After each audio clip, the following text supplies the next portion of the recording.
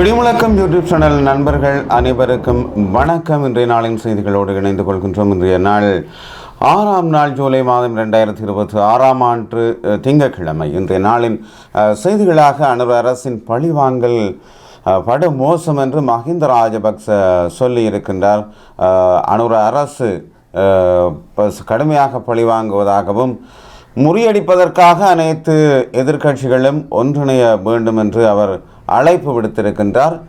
தற்போதைய திசை காட்டிய அரசு சட்ட நடவடிக்கைகளை தங்களுக்கு சாதகமாக பயன்படுத்தி எதிர்க்கட்சியினருக்கு எதிரான அரசியல் பழிவாங்கல்களை தீவிரப்படுத்தியுள்ளது என்று முன்னாள் ஜனாதிபதியும் ஸ்ரீலங்கா பொதுஜன பெரமுனவின் தலைவருமான மஹிந்த ராஜபக்ச தான் இவ்வாறு தெரிவித்திருக்கின்றார்.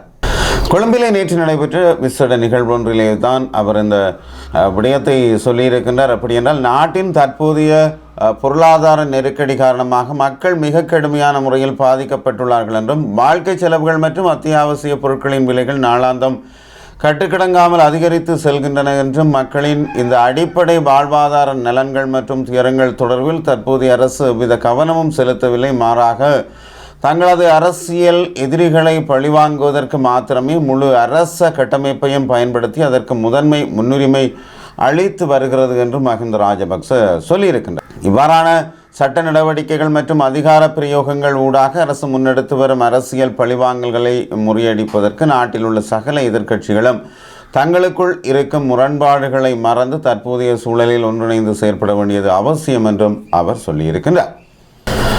அவ்வாறு எதிர்க்கட்சிகள் அனைத்தும் கைகோர்த்தால் நாடாளுமன்றத்திலும் மக்கள் மத்தியிலும் தற்போது மிக பலமான சக்தியாக உருவெடுக்க முடியும். நான் அரசியலில் இருந்து ஓய்வு பெறப்போவதாக வெளியாகும் தகவல்களில் எவ்வித உண்மையும் இல்லை. தற்போதைய சூழலில் எனக்கு அரசியலில் இருந்து ஓய்வு பெற வேண்டியது தேவை, எவ்வித அவசியமும் கிடையாது என்றும் அவர் சொல்லியிருக்கிறார். ஏனென்றால் மக்களுக்காக முன்னெடுக்கப்படும் உன்னதமான அரசியல் சேவையில் ஓய்வு என்ற வார்த்தைக்கு இடமில்லை. ஒரு கட்சி என்ற அடிப்படையில் ஸ்ரீலங்கா பொதுஜன பெரமுன இன்னும் நாடெங்கிலும் பலமாகவே உள்ளது என்றும் அவர் சொல்லியிருக்கிறார். எனவே அரசியல் பழிவாங்கல்களுக்காக மாத்திரம் முழு அரசு இயந்திரத்தையும் வீணடிப்பதை கைவிட்டு மக்களின் அன்றாட அடிப்படை பிரச்சனைகளுக்கும் பொருளாதார நெருக்கடிகளுக்கும் தீர்வு காண்பதற்கு அரசு உடனடியாக கவனம் செலுத்த வேண்டும் என்று மஹிந்த ராஜபக்ச ஐயா அவர்கள் சொல்லியிருக்கின்றார்.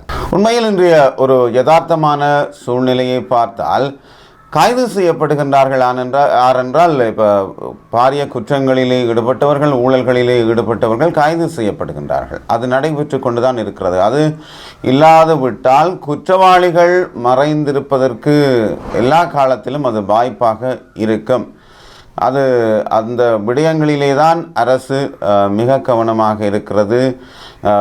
ஊழல்வாதிகள் அண்மையிலே நான் ஒரு நண்பருடன் கதைத்த பொழுது அவர் சொல்லியிருந்தார், சில இடங்கள், அதாவது இந்த டித்வா புயலால் பாதிக்கப்பட்ட மக்களுக்கு வந்த இழப்பீடுகள், அந்த இழப்பீடுகள் தொடர்பிலே அந்த பொறுப்பான அதிகாரி அந்த இழப்பீட்டை தனது சொந்த பந்தங்களின் பெயர்களுடன் பகிர்ந்து அந்த இழப்பீடுகள் வழங்கப்பட்டதாகவும் சரியான இழப்பீடு உள்ளவர்களுக்கு அது இன்னும் போய் சேரவில்லை என்றும் அந்த இழப்பீடு தொடர்பிலே அதனால் பாதிக்கப்பட்ட ஒருவர் முறைப்பாடு அளித்த பின்னரே அந்த விசாரணை நடைபெற்றிருக்கின்றது.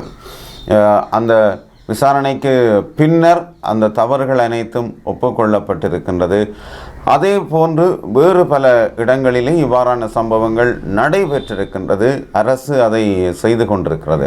அரசு அதிகாரிகள் ஊடாக விசாரணைகளை நடத்தி செய்து கொண்டிருக்கிறது. ஏனென்றால் இந்த விடயங்கள் பாதிக்கப்பட்ட மக்களுக்கு இந்த நிதிகள் சரியாக சென்று சேரவில்லை என்கின்ற ஒரு விடயம் இருக்கின்றது. உண்மையும் அதுதான். பாதிக்கப்பட்ட மக்களுக்கு இந்த நிதிகள் எதுவும் சரியாக சென்று சேரவில்லை. என்னிடமும் கூட அண்மையிலே ஒருவர் தொலைபேசி ஊடாக கேட்டிருந்தார், என்ன இந்த டித்வா புயலாலே பாதிக்கப்பட்ட அவர்களுக்கு பதிவு செய்யப்பட்டது, இழப்பீடு வழங்குவதாக சொல்லப்பட்டது, ஆனால் இதுவரை எங்களுக்கு எதுவும் வழங்கப்படவில்லை என்று அவர் தொலைபேசியூடாக கோரியிருந்தார்.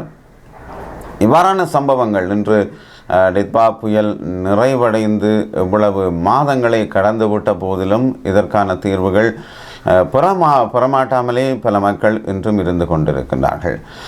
ஆனால் ஒரு சிறந்த கொள்கையோடு பயணிக்கும் அரசுக்கு ஒத்துழைத்து அந்த அரசோடு ஒத்துழைத்து மக்களின் நல்வாழ்வுக்காக ஒன்றிணைந்து செயற்படுவது தான் அந்த மக்களின் வாழ்க்கையை மேம்படுத்துவதாக முடியும் இல்லையா? அந்த நிகழ்வு நடைபெற்று கொண்டிருக்கின்ற பொழுது, சொந்த ஆட்சியை நடைபெற்று கொண்டிருக்கின்ற பொழுது அதை முறியடித்து இங்கே மக்கள் மிகவும் கஷ்டப்படுகிறார்கள் என்று சொல்லி அதை முறியடிக்க எல்லோரும் இணைந்து செயற்படுவது என்பது மீண்டும் மீண்டும் ஒரு பொருளாதார இழப்பை கொண்டு வரும், மக்களை மேலும் ஒரு பாதிப்பான மக்களாக கொண்டு செல்வதற்கு அது ஏதுவாக அமைந்துவிடும் இல்லையா? மஹிந்த அரசு உண்மையிலே நினைத்திருந்தால், தாங்கள் இந்த யுத்தத்தை வெற்றி கொண்டதாக சொல்கின்றார்கள், மக்களை மீட்டதாக சொல்கின்றார்கள்.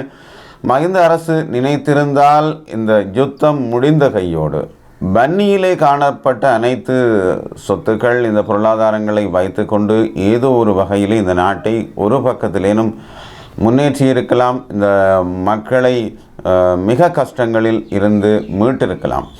அங்கிருந்து மீள்குடியேறிய மக்களே அவர்களின் தங்கள் சொந்த உழைப்பினூடாகத்தான் அவர்கள் தலையெடுத்தார்களே அன்றி இனமாக எதுவும் உண்மையில் அவர்களின் வாழ்வாதாரங்களாக மிக பெரும் அவர்களின் தொழில்களுக்காக எதுவும் வழங்கப்படவில்லை.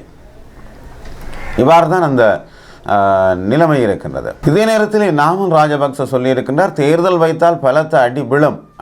இவ்வாறு தான் நாமல் அரசுக்கு எச்சரிக்கை விடுத்திருக்கின்றார். நாட்டுக்காக உயிரை தியாகம் செய்து இராணுவ வீரர்கள் பெற்ற வெற்றிகளையும் அவர்களின் கௌரவத்தையும் தற்போதைய திசை காட்டி அரசு திட்டமிட்டு சிறுமைப்படுத்தி வருகிறது என்றுதான் நாமல் ராஜபக்ச சொல்லியிருக்கின்றார். அவர் ஸ்ரீலங்கா பொதுஜன பெரமுனவின் ஒரு தேசிய அமைப்பாளராக இருக்கின்றார்.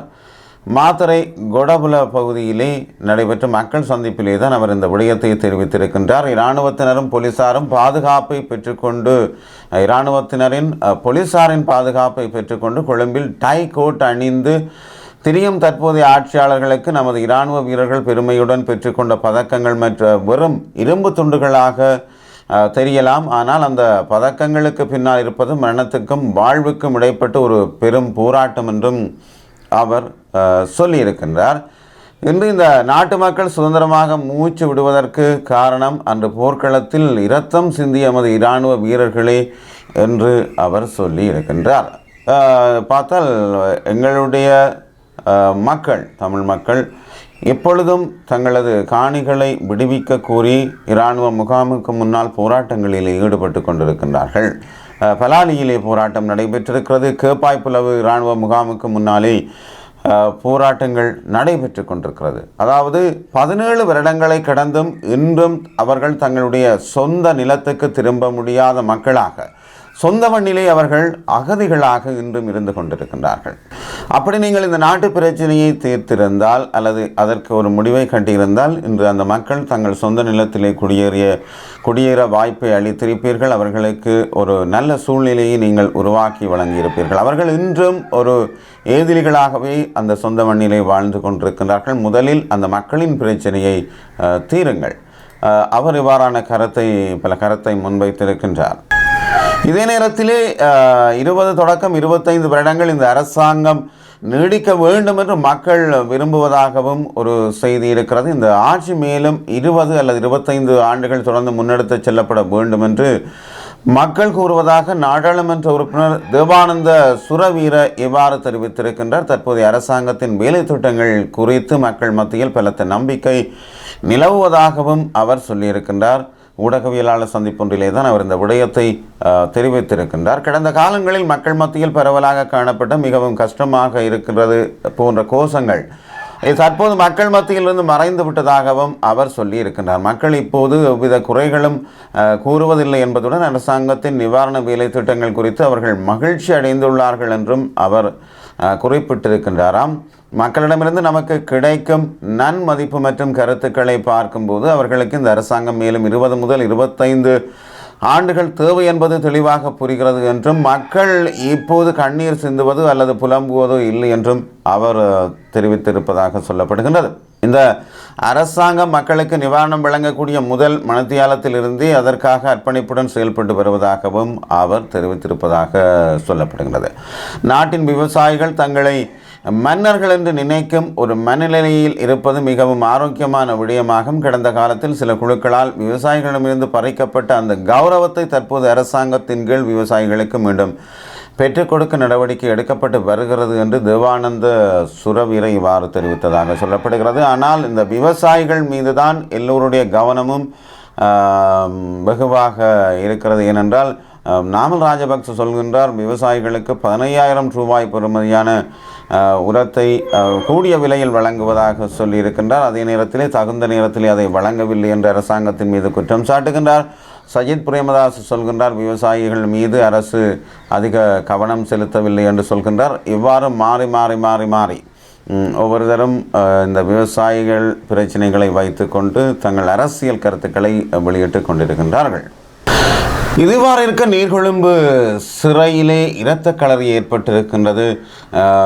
2 உயிரிழந்திருக்கிறார்கள், 35 பேர் படுகாயம் அடைந்ததாக சொல்லப்படுகின்றது. நீர்கொழும்பு சிறைச்சாலையில் நேற்று ஞாயிற்றுக்கிழமை கைதிகள் குழுக்களிடையே ஏற்பட்ட பயங்கர வன்முறை மோதலில் 2 கைதிகள் உயிரிழந்துள்ளதுடன் மேலும் 35 பேர் படுகாயம் அடைந்துள்ளனர் என்று சிறைச்சாலை அதிகாரிகள் சொல்லியிருக்கின்றார்கள். நேற்று மதியம் சிறைச்சாலை வளாகத்துக்குள் கைதிகள் இருபிரிவாக பிரிந்து பயங்கரமாக மோதி கொண்டிருக்கிறார்கள். இந்த திடீர் வன்முறை சம்பவத்தை அடுத்து ஒட்டுமொத்த சிறைச்சாலை வளாகத்திலும் பெரும் பதற்றமான சூழ்நிலை நிலவியதாக சொல்லப்படுகிறது. தாக்குதலில் காயமடைந்த கைதிகள் அனைவரும் உடனடியாக மீட்கப்பட்டு சிகிச்சைக்காக நீர்கொழும்பு பொது வைத்தியசாலையிலே அனுமதிக்கப்பட்டிருக்கின்றார்கள். அவர்களில் பலத்த காயங்களுக்குள்ளாகியிருந்த 2 கைதிகள் சிகிச்சை பலனின்றி பரிதாபமாக உயிரிழந்ததாக சொல்லப்படுகிறது. அத்துடன் நிலைமை மிகவும் கவலைக்கிடமாக இருந்த போதிலும் கைதிகள் மேலதிக அவசர சிகிச்சைக்காக கொழும்பில் உள்ள தேசிய வைத்தியசாலைக்கு அவசரமாக மாற்றப்பட்டதாகவும் சொல்லப்படுகிறது. ஏனைய 33 கைதிகளும் நீர்கொழும்பு வைத்தியசாலையில் தொடர்ந்தும் தீவிர சிகிச்சை பெற்று வருகின்றனர் என்றும் சொல்லப்படுகின்றது. இதேவேளை நீர்கொழும்பு சிறைச்சாலைக்குள் இந்த மோதல் வெடித்ததை தொடர்ந்து அங்கு பெரும் பதற்றம் நிலவியதுடன் இதன் காரணமாக தங்களது உயிருக்கு ஆபத்து நேரிடலாம் என அச்சமடைந்த பெண் கைதிகள் குழு ஒன்று சிறைச்சாலையின் கட்டட கூரை மீதேறி தங்களுக்கு பாதுகாப்பு வழங்குமாறு கோரி போராட்டத்தில் ஈடுபட்டிருக்கின்றார்கள். அவர்களை தொடர்ந்து ஆண் கைதிகள் குழு ஒன்றும் சிறைச்சாலை கூரையின் மீதேறி தனியாக போராட்டத்திலே ஈடுபட்டதால் சிறைச்சாலை வளாகத்தில் பெரும் பரபரப்பு ஏற்பட்டதாகவும் சொல்லப்படுகிறது.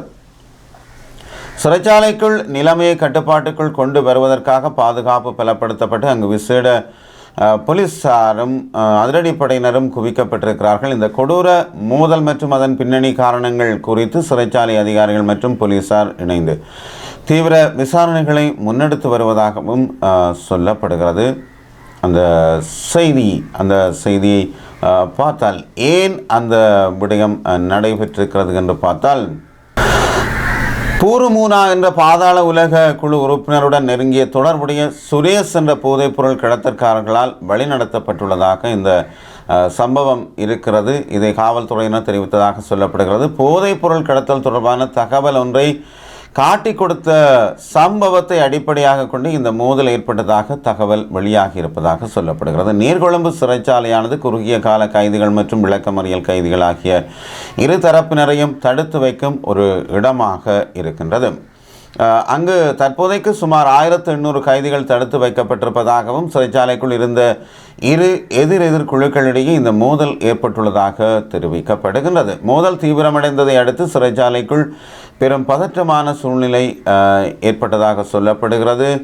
சிறைச்சாலையின் விசேட விடுதிகள் பூட்டுக்களை உடைத்து அங்கிருந்த விசேட கைதிகள் மீதும் வன்முறையில் ஈடுபட்ட கைதிகள் தாக்குதல் நடத்தியதாக காவல்துறையினர் தெரிவித்ததாக சொல்லப்படுகிறது. ஒரு குழுவினர் சிறைச்சாலையில் உள்ள மருந்தகத்தை உடைத்து அங்கிருந்த வலி நிவாரண மாத்திரைகளை அதிகளவில் உட்கொண்டுள்ளதாகவும் காவல்துறையினர் குறிப்பிட்டதாக சொல்லப்படுகின்றது.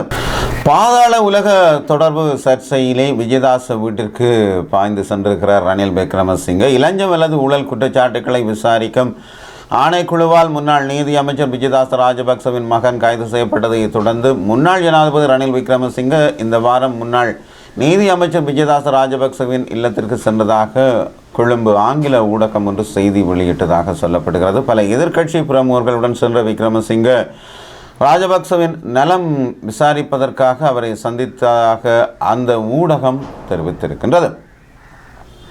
குறித்த ஊடக தகவலின்படி தனது ஜனாதிபதி பதவி காலத்தில் பாதாள உலக குற்றவாளி நதுன் சிந்திக்க விக்ரமரத்ன என்று அழைக்கப்படும் கரக்கட்டாவின் கைது மற்றும் தடுப்பு காவல் தொடர்பாக உரிய சட்ட நடைமுறைகள் பின்பற்றப்பட்டதாக விக்ரமசிங்கே அங்கு கூடியிருந்தவர்களிடம் தெரிவித்ததாக சொல்லப்படுகிறது. இந்த விவகாரத்தில் எந்த ஒரு தனிநபரும் தலையிட முடியாது என்றும் முன்னாள் ஜனாதிபதி கூறியதாக சொல்லப்படுகின்றது. இதுவாறு இருக்க வலிவடக்கில் உயர் பாதுகாப்பு வலயத்திற்குள் உள்ள தனியார் காணிகளை விடுவிக்க கோரி காணி உரிமையாளர்கள் 3வது வாரமாகவும் நேற்றைய தினம் ஞாயிற்றுக்கிழமை போராட்டத்தில் ஈடுபட்ட மக்கள் கொட்டகை அமைத்து போராட்டம் நடத்த காவல்துறையினர் தடை விதித்திருப்பதாக சொல்லப்படுகிறது. பலாலி சந்தியில் காலை 8:30 மணி முதல் மதியம் 1:30 மணி வரை இடம்பெற்ற இந்த ஆர்ப்பாட்டத்தில் பாதிக்கப்பட்ட மக்கள் தங்கள் நிலங்களை மீள வழங்குமாறு வலியுறுத்தியிருந்தார்கள். இந்த போராட்டத்திலே மாற்றுக் கொள்கைக்கான மத்திய நிலையத்தின் அமைப்பாளர் சட்டத்தரணி பவானி பொன்சேகா, இலங்கை தமிழரசு கட்சியின் பொதுச் செயலாளரும் ஜனாதிபதி சட்டத்தரணியுமான எம்.ஏ. சுமந்திரன் மற்றும் இன்னும் பலர் அங்கே கலந்து கொண்டிருக்கிறார்கள் இந்த போராட்டத்திலே. மேலும் முகநூல்காரருக்கு ஒரு செய்தி. மேலும் முகநூல் தொடர்பிலே தயாசிரி ஜெயசேகர ஒரு சர்ச்சையான பேச்சை வெளியிட்டிருக்கின்றார். முகநூல் தளம் முழுவதும் முட்டாள்கள் நிறைந்துள்ளனர் எனவும் அது புத்திசாலிகள் விவாதிப்பதற்கான இடம் அல்ல என்றும் எதிர்க்கட்சி நாடாளுமன்ற உறுப்பினர் தயாசிரி ஜெயசேகர தெரிவித்திருக்கின்றார். எனினும் அவரது அரசியல் நடவடிக்கைகள் குறித்த தகவல்கள் அவரது அதிகாரப்பூர்வ முகநூல் பக்கத்தில் தொடர்ந்தும் பதிவேற்றப்பட்டு வரும் நிலையிலேயே அவர் இவ்வாறு குறிப்பிட்டதாக சொல்லப்படுகிறது. பொதுக்கூட்டம் ஒன்றில் கலந்து கொண்டு பேசிய தயாசிரி ஜெயசேகர, அர்த்தமுள்ள விவாதங்களை நடத்துவதற்கான இடமாக முகநூலை நான் கருதவில்லை என்றும் அதனால் அந்த சமூக வலைத்தளத்தை பயன்படுத்துவதை தவிர்ப்பதாகவும் கூறியிருக்கின்றார். நான் முகநூல் பயன்படுத்துவதில்லை, ஏனெனில் அது முட்டாள்களால் நிறைந்துள்ளது. புத்திசாலிகள் தங்களுக்குள் விவாதித்து கொள்ளும் களமாக அது இல்லை என்றும் அவர் குறிப்பிட்டிருக்கின்றார். அதனால்தான் நான் அங்கோ அல்லது அதை திரும்பி பார்க்கவோ கூட மாட்டேன் என்றும் அவர் குறிப்பிட்டிருக்கின்றார்.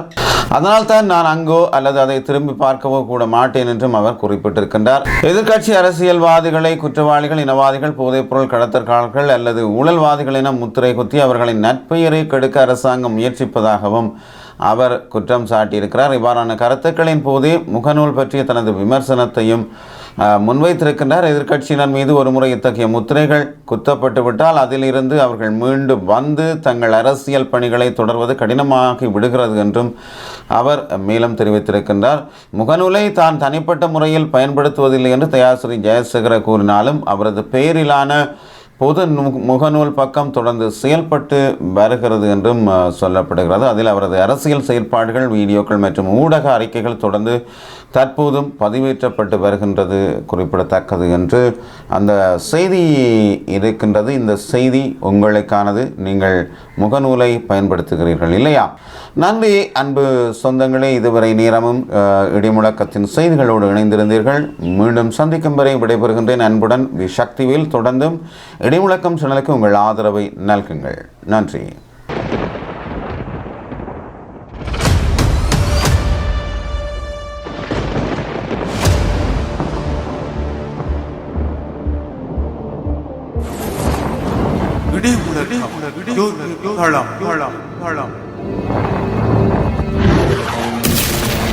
உண்மைகள் உறங்காதிருக்க உழைப்போம்.